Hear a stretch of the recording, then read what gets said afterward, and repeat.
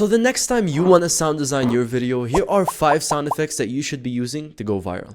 The first sound effect is textured sound effects. Clicks, keyboards, highlighters can all be used to add life to any clip that they are added to.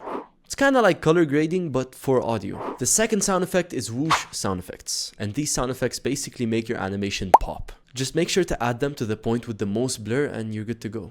The third sound effect are risers and hits. And if you ever wanted to build up emotion or have a suspenseful moment, this is what you're gonna need. Fourth are meme sound effects.